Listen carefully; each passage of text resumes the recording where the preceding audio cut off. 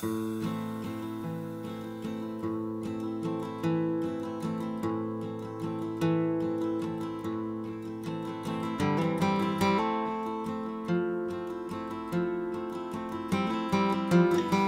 m'appelle Willy Vlautin, pour Cheyenne and Atom. I come from Reno, Nevada, and now I live in Scappoose, Oregon, where I wrote this book. I guess for people that have never read me before, I write, or I hope to write, stories about the working class. I've always been a fan of stories about working people and normal people and the day-to-day struggles they go through.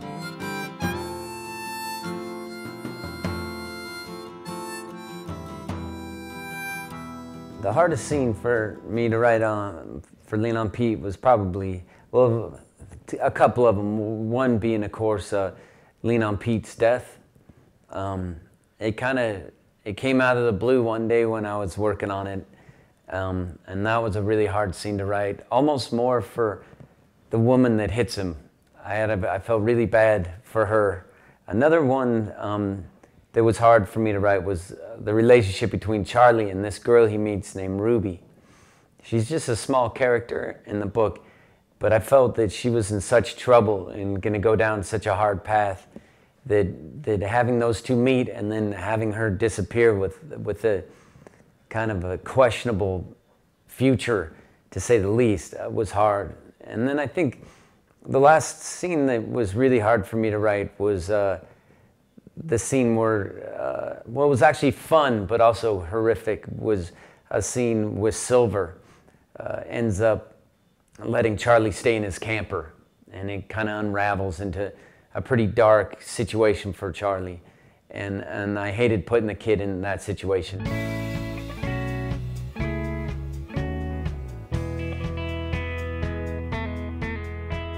I always liked the name Charlie. That's pretty simple. The name stuck with me. Thompson is for two reasons. I was a house painter for years, and my partner was named Sarah Thompson. And I always liked her name because it reminds me of the great writer Jim Thompson. And Jim Thompson's one of my favorite writers. And so, in tribute to Jim Thompson, I combined the names. Raymond Carver is an influence, for sure. There is a great Australian songwriter named Paul Kelly. And Paul Kelly was a fan of Raymond Carver and wrote a song called Everything's Turning to White, based on a Raymond Carver song, a short story. And I was 20 years old when I heard the song, and I looked on the record cover and it said inspired by Raymond Carver, and so I went and bought a Raymond Carver book. And really it was Carver telling stories about things I knew about. It was like an uncle of mine whispering stories of our family in my ear. Let's meet on the logging road. No one has to know.